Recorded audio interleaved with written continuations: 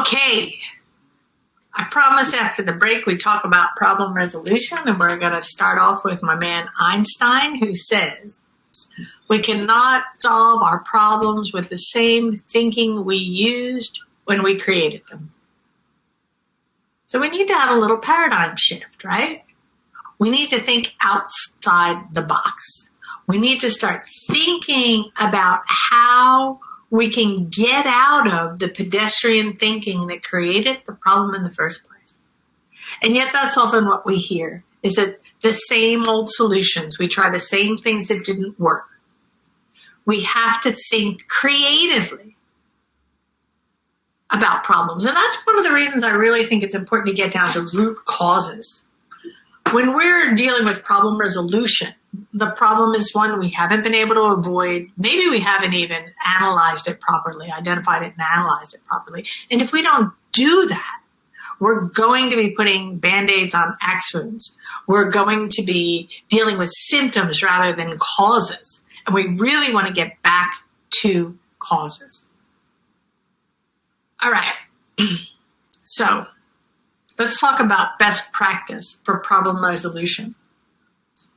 One of the things that I would begin to ask is, if there's a problem,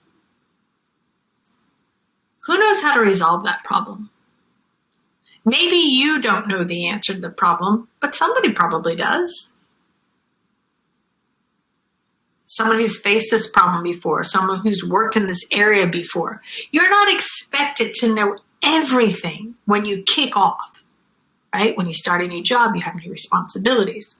But let's start to think about who actually has an answer to the problem, who's addressed it before. In research, we might go to other organizations. We might go to the literature. So who actually knows?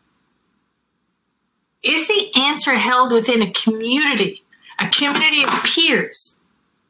Is it held by a group of experts where you can access them through interview or reading articles that they've written?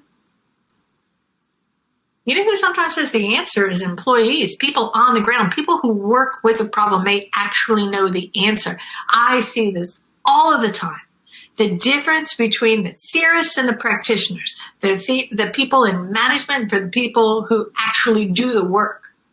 So sometimes it's not the experts or management that has the answer. It's actually the people who are dealing with the problem can come up with amazing solutions that you haven't thought of. Things that are quite creative. When I was working in Hong Kong, I was teaching in an occupational health and safety program. And one of the big problems in the construction industry was fall from heights, because at the time, and this would have been 15 years ago, maybe 20 years ago, people in the construction industry in Hong Kong, they're climbing up bamboo scaffolding, and they're not wearing any personal protective equipment. They didn't wear their PPE. They're wearing their little canvas shoes. There's no harnesses. There's no hard hats. They're just, doing what they do. And we thought, we need to resolve this problem. We started this is the University of Western Sydney before I went to Sydney University. We started a whole big program, and I guess it would have been over 20 years ago, a master's program in occupational health and safety. And let's look at this problem of fall from heights from the construction industry. We know what the answer is.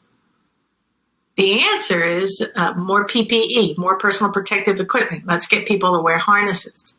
So, okay, we have the answer. Get people to put on their PPE, give more PPE. They supply more PPE. No one would wear it. So the problem is wearing of PPE. So everyone had an answer, right? Well, it's too expensive. They give out a survey. It's too expensive. It's uncomfortable. So they started spending money on, we will supply it for free. We will get you the best fitting stuff. We will make sure it's comfortable. So it was free and comfortable. And you know what? No one wore it. Still. Why? The survey said uncomfortable and expensive. Take away the cost, make it comfortable. Still, people weren't wearing it. You know why? They did not do a good job in problem analysis. So I like to listen. I'm a researcher who works in quantitative and qualitative spaces. And I'm listening to these guys, and I got along with them. I was a bit younger at the time, and it was a bit of a novelty as a professor in Hong Kong who is half Asian. And, we go out and they're talking to me, and I'm getting a sense that it's not about the cost. It is not about the comfort. What it was about was these men with pride didn't want to look like a wuss, didn't want to look weak. It was like their masculinity was at stake.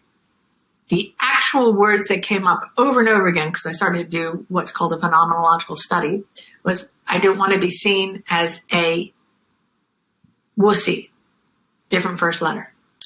I heard things like that over and over and over again, and you realize that's the problem. You think, how ridiculous. It doesn't matter how ridiculous. That's the facts. There was incredible peer pressure. If someone wore it, they got made fun of. They got ridiculed, right? I remember being back at university back in the 80s, because that's how old I am. And I had a problem with my back for a while, and I had a big backpack that had all your books. Would not be caught dead two-strapping the backpack, because that was the weirdest, nerdiest thing anyone could do. Why? I don't know. So you had to have the slouchy bag over one shoulder, even if you're walking like this. And you would not have been caught dead two-strapping a backpack, because it's like you're the world's biggest undateable geek. Totally ridiculous. But you wouldn't have done it. I don't know one person who would have done it that I hung out with. And that's what was going on here. So we wanted problem resolution. Had to do a really good analysis, listened, this is the problem. Do you know how we resolved the problem? We paid the cool kid, not the manager, but who is the informal leader? And there always is one on the site. Paid him good bucks to wear PPE and to speak and talk it up. So now this dude's getting more money than he can, imagine, to just wear a helmet and some real shoes that comes in, just a little bit at a time. Didn't want to give up the game. And then he'd be like, oh man, I wouldn't be caught dead without my harness on. I can't believe you're not wearing a harness. And this was the cool kid. So we paid the cool kid to make PPE cool. Like that. Like that. He was able to change a culture that management was not. Why? Because we finally figured out what was actually going on. And this is the thing. People do things for ridiculous, illogical reasons that are still real. They are real. And we think we're all above it. But Western women would not let their male partners out with socks and sandals. Right? And it's totally ridiculous, but we do it. We all have these things like you won't be caught dead doing. If that's the reality, no matter how ridiculous, that's where we addressed it. Once we cracked that code, it was actually easy to resolve the problem.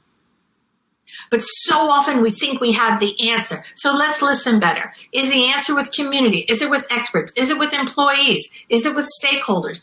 Is it something that is easy to articulate, or is it something so ridiculous we don't want to articulate it, but it's still true?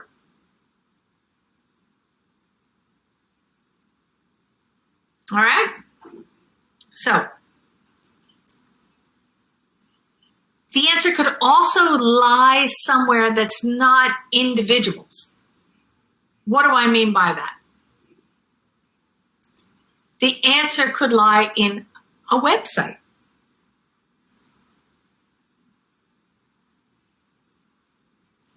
Right? The answer could lie in existing data.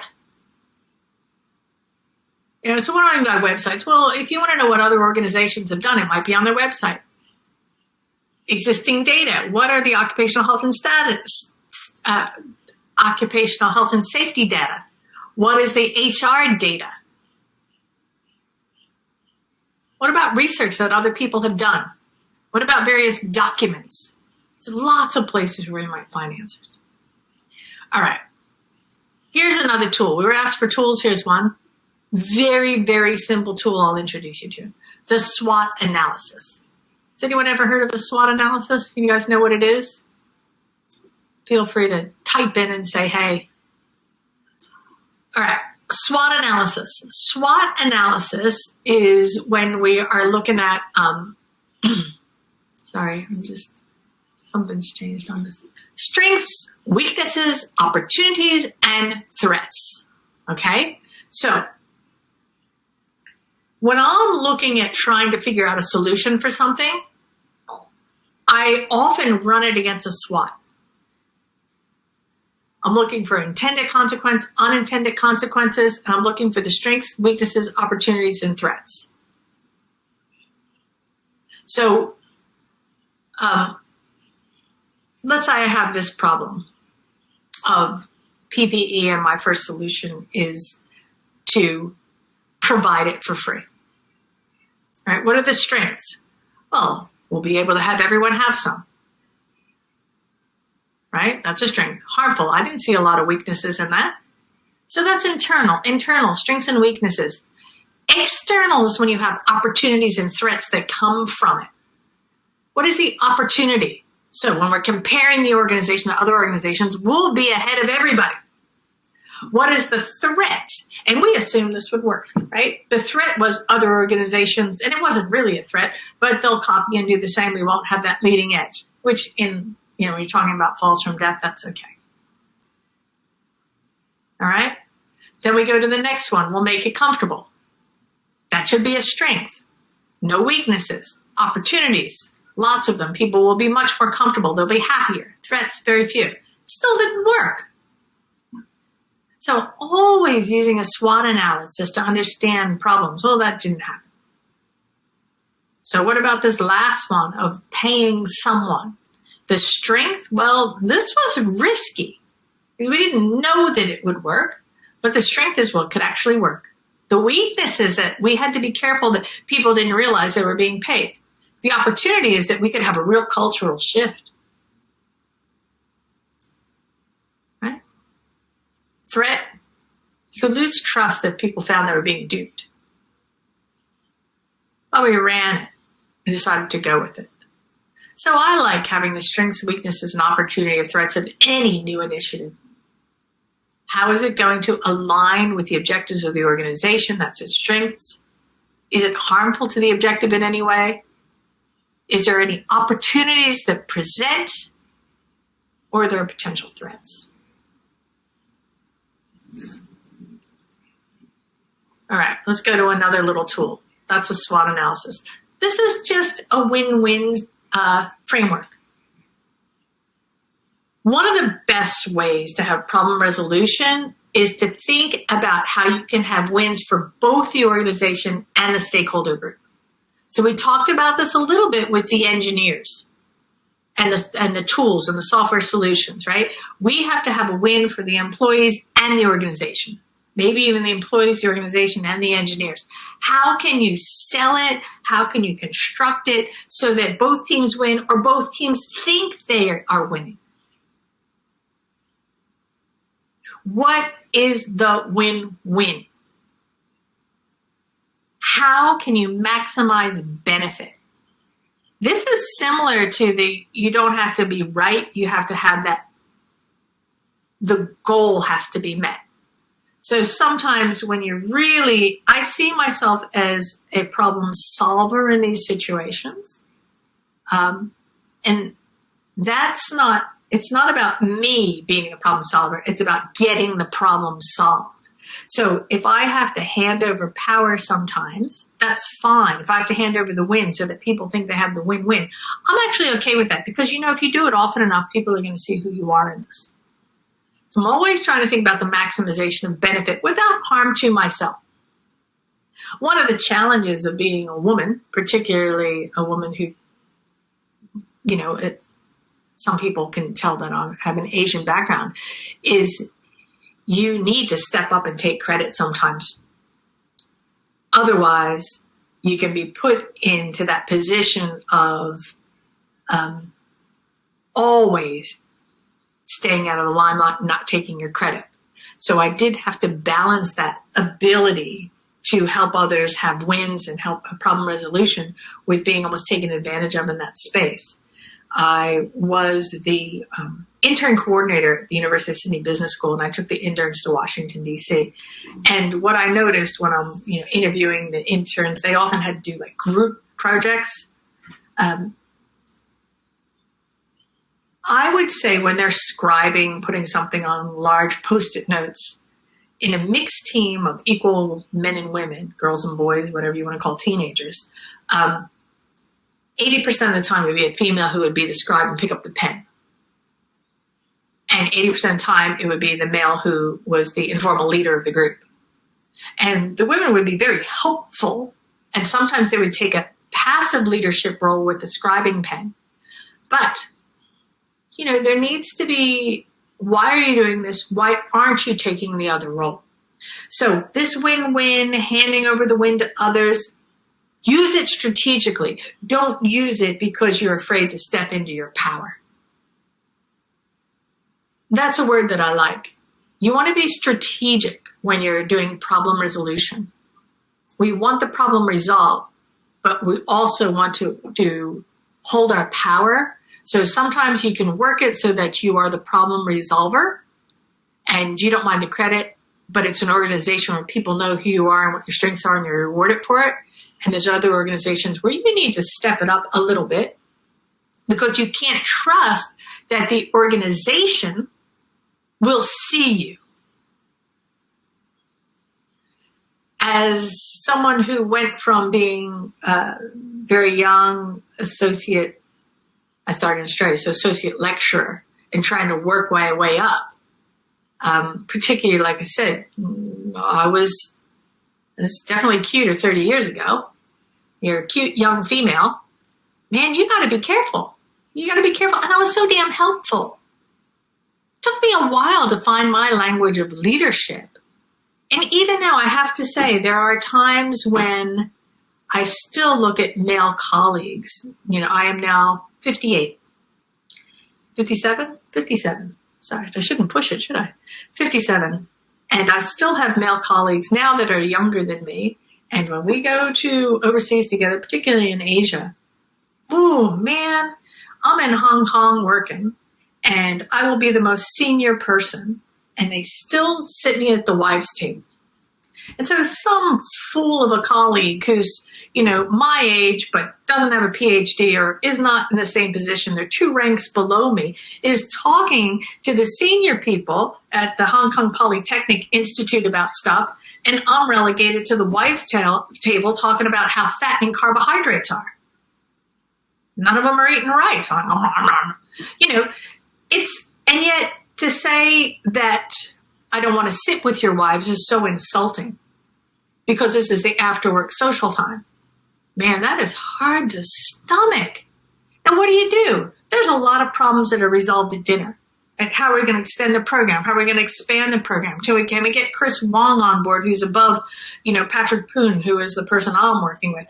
Patrick Poon is my kind of peer and boss in Hong Kong, but I'm his PhD supervisor. I'm at the wives' table. I'm very good at negotiating things. I'm very good. I wanted to sell an environmental health and science master's to go with the OHS master's. I'm talking about rice.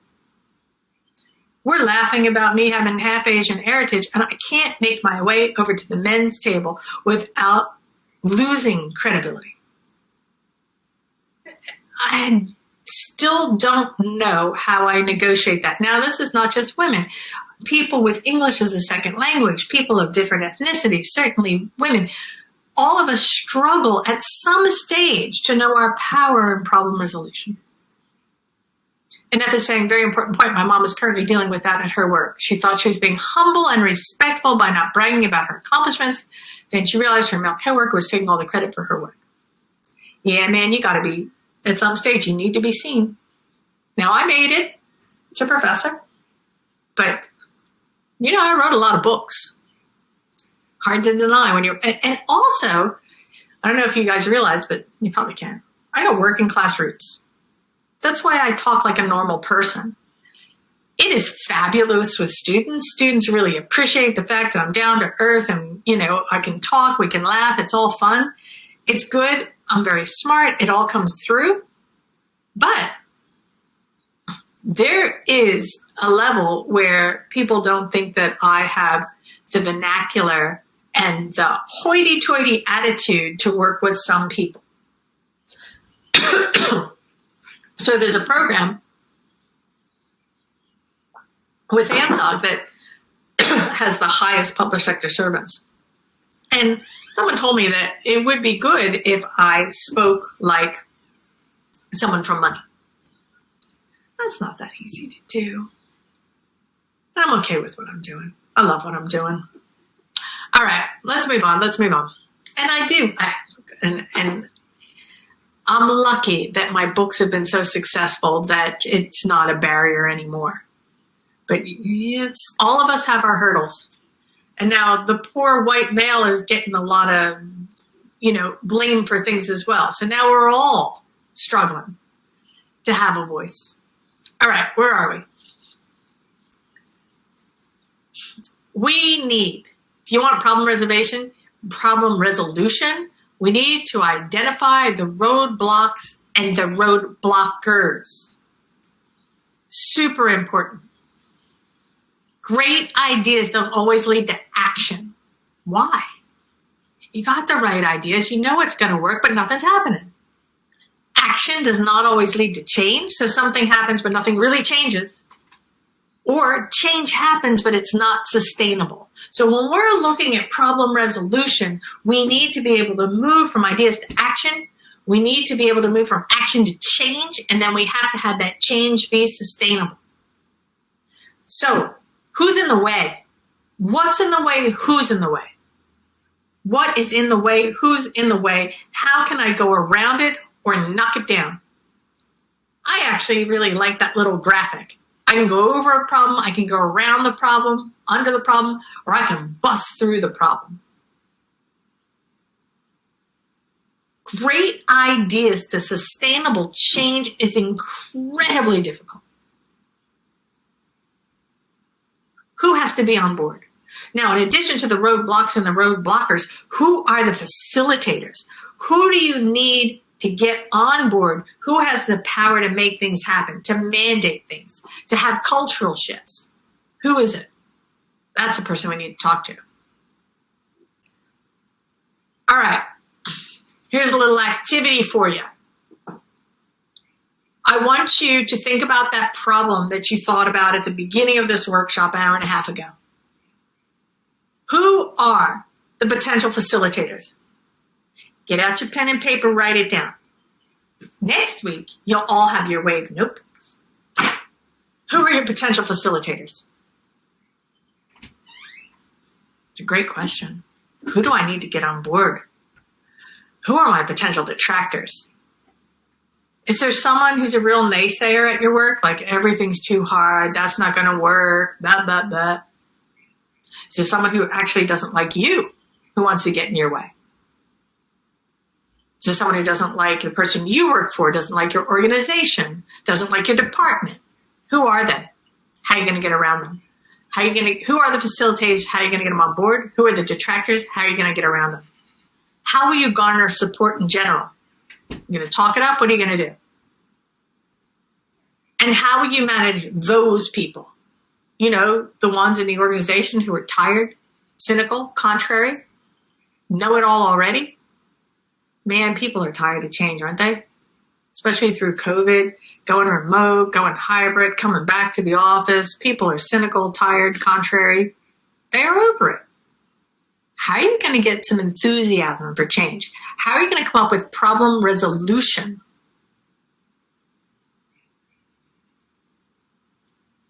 That's going to be seen as having the real potential to make things different when we know that people have heard it all before, been through it all before, don't want to go through it again.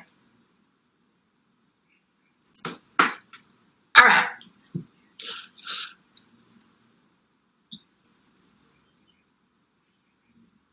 Give you a little minute to think about who they are, jot down some ideas. And then we're going to do a larger activity, for which you will need pen and paper.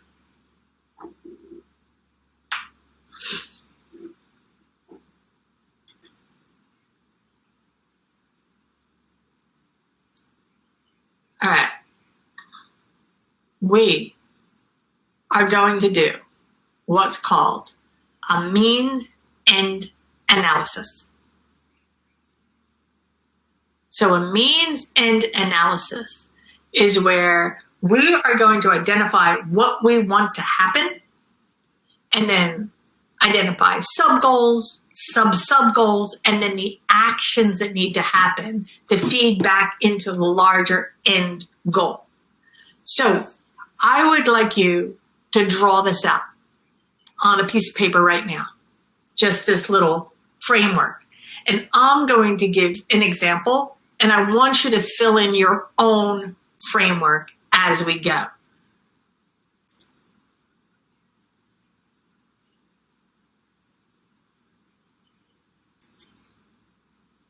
And I'm going to do something that's quite specific that I've already been through in my life, just to make it real. But I want you to really make this real for you.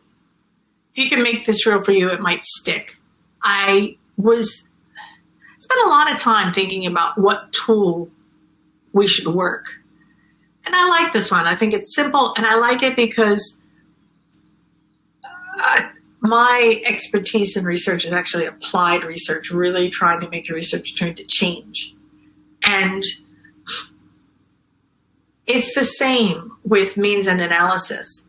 Ideas often don't lead to anything, particularly sustainable change, without a lot of action. So I like this framework because it's action. So can you guys type in what your end goal is? I'll tell you what mine was. And this is from 15 years ago. I wanted better work-life balance. So I was a single mom. I was a senior lecturer. I think I had just become a senior lecturer. In Australia, it's a bit different. You go from associate lecturer, senior lecturer, associate professor, different in the United States. But I wanted to become, I wanted better work-life balance. Can you guys type in what your end goal is? Can be any problem, one you've been thinking about, or something that you want. What's your end goal? Type it into the chat, and then I can work in your examples with mine as we go through this little framework for the next 15 minutes.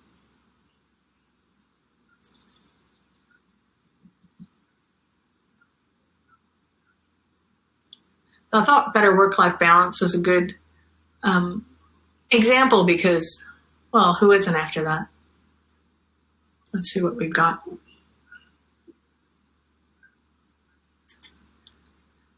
There's always a little bit of a delay, so I will give it a minute.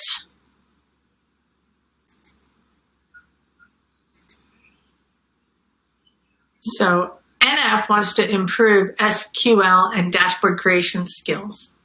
All right. So definitely skill-oriented. AM wants to do well in the new job. Fantastic. Anyone else?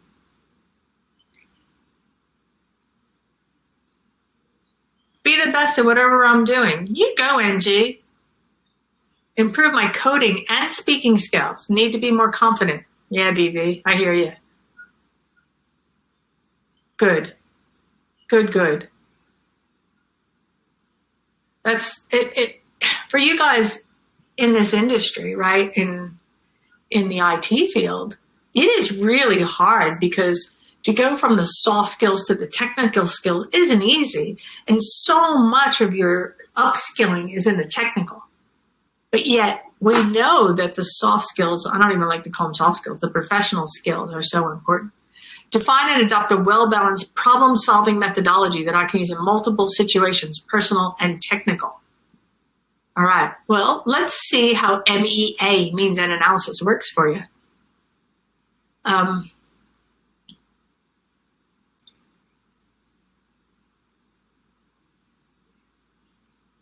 right. The angle is the same as yours. FF wants more work-life balance. Improve my skills as a web content engineer. Fantastic. There's something everyone in this course is best out of the world. You just need to discover it. There you go. Yep. All right. So let's have a look. I'm going to tell you what mine were. What we want to do now is work towards sub-goals. All right. What are your sub goals? So let's go back in my life, 20 years, where I wanted better work-life balance. I am happy to be retired at 57 or semi-retired. But back in the day when I was a single mom, there was no retirement in my future, not for any length of time. So I wanted to get specific here. What were my goals 20 years ago? I had two. I wanted to, this was before I was I wanted to have more time with my family, with my daughters, Scout and Dakota, who are now 28 and 30. And I wanted to make associate professor by 42. That was my goal when I became senior lecturer, associate professor by 42, while having more time with my daughters as a single mom. So what are your sub goals? Try to make them specific. Do you see how specific they are? So when I had better work-life balance, I could have said more time with my family, do better at work. But what does that mean? What does it mean to have work-life balance? What does it mean to improve your skills as a web content engineer? What is your sub goal? What are the things that you need? VVs is pretty clear. Improve coding in one, speak skills in another. Or maybe skills in one and confidence in another. Do well in my new job. And what does that actually mean? To do well. Does it mean to have the skills or to be respected? What are the things that you want? Right? Get specific. Put them in there. Have a think about it. Someone's got something amazing in their sub goals, let us know.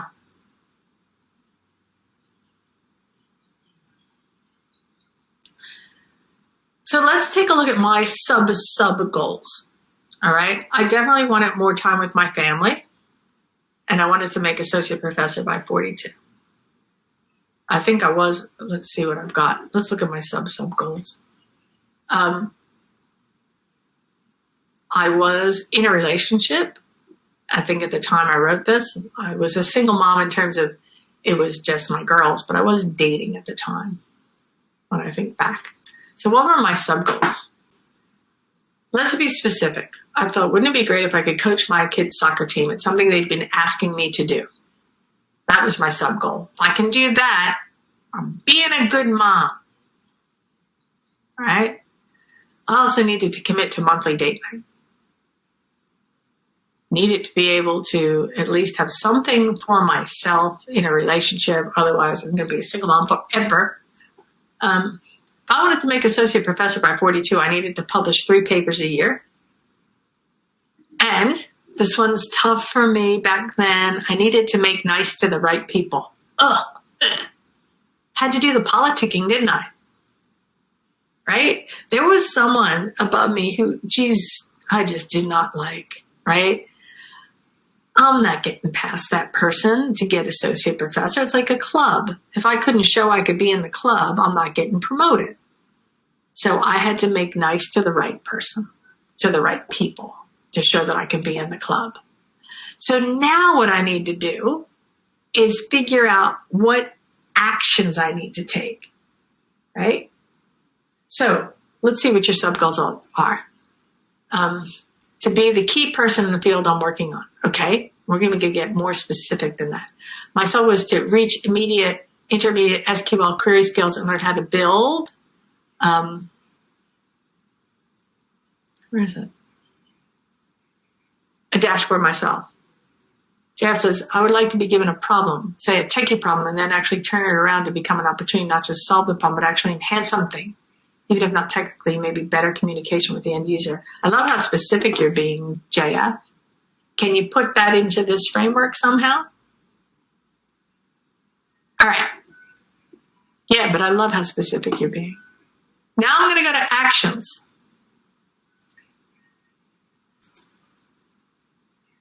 For coaching my kids' soccer team, I wanted to sign up for a coaching course before February 2008. Okay? So there you go. I needed to do that.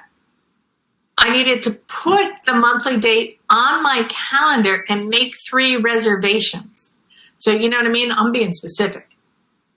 It can't just be talk. I'm going to sign up from that course. I'm going to put it on my calendar. You guys start thinking about the actions you need to take to emerge as a good leader, to improve leadership skills, to have tech success, to have leadership success, to get better travel, to forget about work after work. How are you going to do it? What are the actual actions you can take to have this happen? For me, I need to sign up for that coaching course. Excellent. Em's going to join a leadership mentoring group. You do it. Put a date on it. When do you have to do it by? Right? Make those 3 reservations. I got to publish 3 papers. I got to write for a minimum of 1 hour every morning. Every is a question mark because I thought, well, is that weekday or weekends? And I wasn't sure what I could commit to, but it was a minimum of weekday. All right? Need to do it. Need to do it. What do I got to do to make nice to the right people? Man, I got to check my attitude. Oops. I was either going to go to or organize a happy hour once a month. And I was going to network at an annual conference. Those are my goals. You guys, I love how specific you're getting now. That's what's going to make it happen. All right? We're going to communicate better. Sign up for an English coach. Take a coding course. Perfect. Sign up. Do all the things. Let me ask you a question. Got sub goals. Tools, language, process, context, productivity, judgment. Yeah, I love the sub goals, AM. Do you think that I made associate professor by 42? First of all, do you think I coached my kids' soccer team? Do you think I committed to my dates? Do you think I was able to write for an hour every morning? And do you think I was able to make nice to the right people?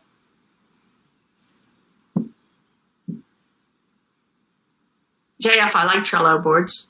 They're good. Have a look at them. You can Google them. It's really helpful. So what did I make associate professor by 42? What do you think? Was I successful in my means and analysis? I shall tell you the answer. The answer is no, I was not. I did not make associate professor by 42. And that's okay. This helped me identify, no NF rate, I didn't. It helped me identify what my challenges were and what I wanted to do and what I didn't want to do. Did I want to really coach my kids' soccer team? Yes, I did. Did I want to commit to monthly date night? Yes, I did. Did I want to publish 3 papers a year? No, I didn't. Did I want to make nice to the right people? Ugh. I kind of did. I needed to check my attitude. That's exactly right, JF. Didn't have my goals right. Publish 3 papers a year. When you're in the area of research methods was not very fulfilling. I decided I wanted to write books instead, but books don't get you the kind of promotion to associate professor. So what I realized after a while was, this isn't working for me. So here's what I did.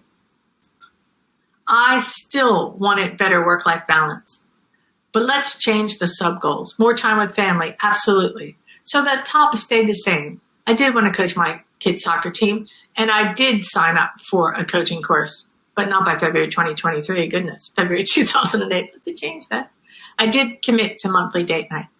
Then I decided, you know what? I don't really want to be an associate professor. I'd rather be a highly successful author and an international consultant by 45, something I did accomplish. And after that, I was able to get my professorship. It took me a lot longer. And I decided that my sub-goal for that was to publish 1 book every 2 years and to create an international profile. So I did have to write for a minimum of 1 hour every morning. And I had decided I needed to speak at a minimum of 1 event a year. So it wasn't that the first one was a failure. It's that it helped me realize that that's not what I necessarily want to do. This is what everyone thought I should do, make associate professor by 42. But I thought, you know what? No, I'm going to go a different path. And I really loved the path that I took. So it worked out for me. But in either way, this really helped me work out who I am, what I want to do. I love this tool because it gives me the actions. And G's talking, and JF had it on the money. I didn't have my goals right. You will change your goals. Good on you. You don't want life to be stagnant. One of the things I like about my life is I always end up never being able to predict what I'll be doing 5 years from now. If you told me when I was, 40 that in 5 years' time I'll be speaking in front of a prime minister, I wouldn't have believed. If you told me at 50 that at 55 I'll be singing on a stage, I would have told you were crazy.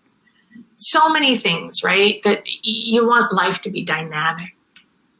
Don't get too caught in what you're doing, but don't assume things just happen either. Take those actions.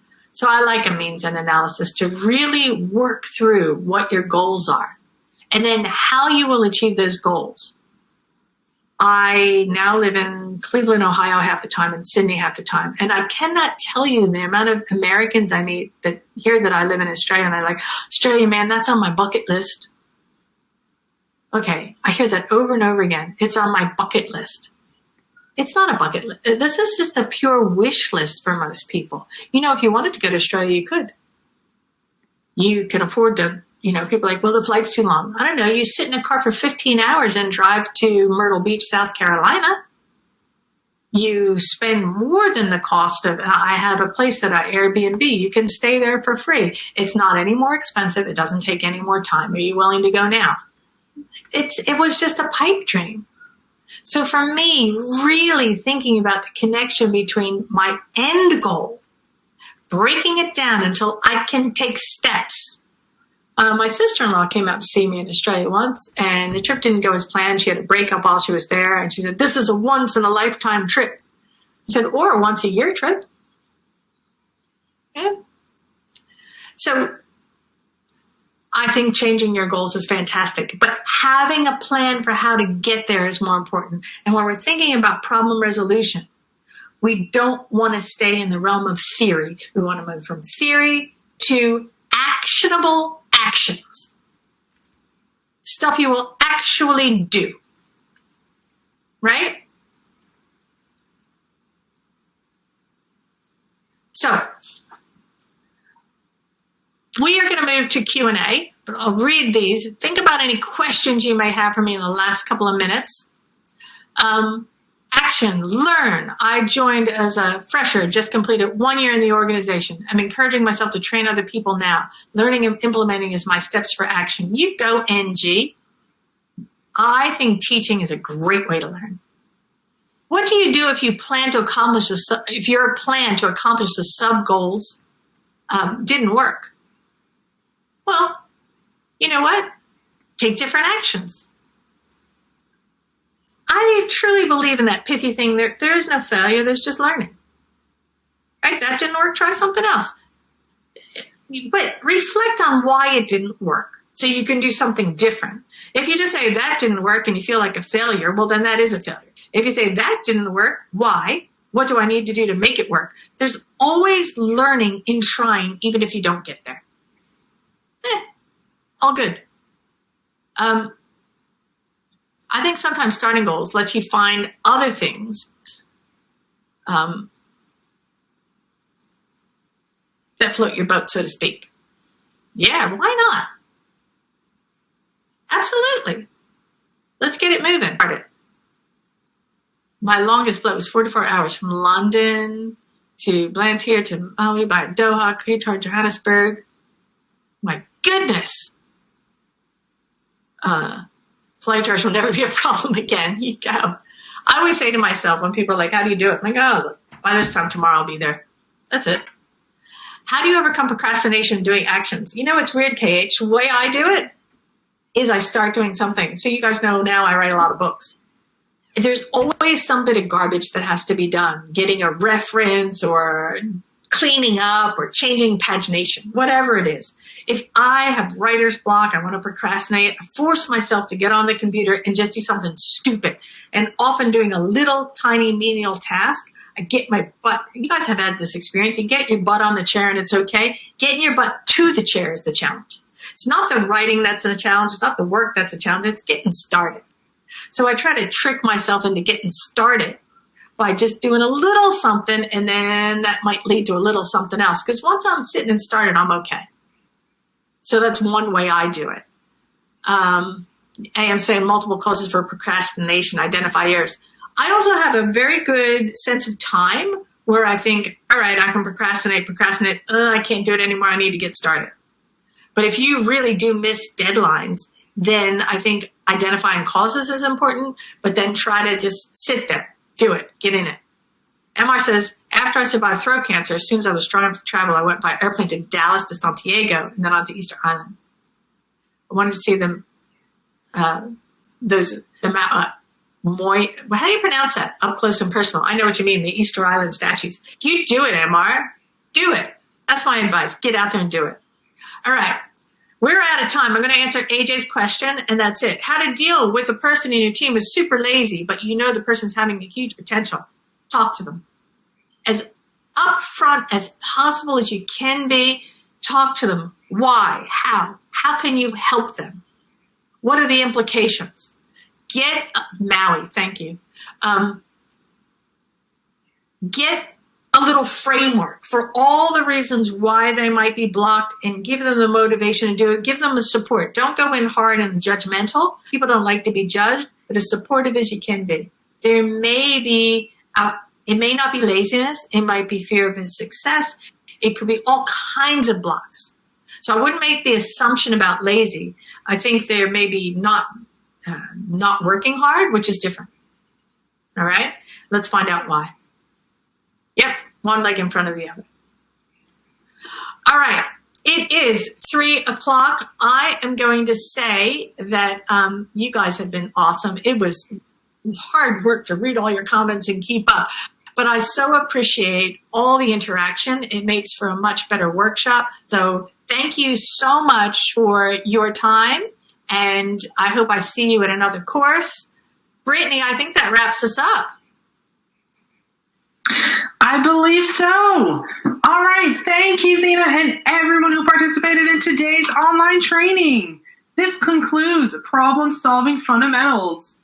Please take a moment before logging off to fill out our brief course feedback survey. Thanks again for attending. We hope that you have benefited from the training and look forward to your participation in future O'Reilly online trainings. Goodbye, everyone.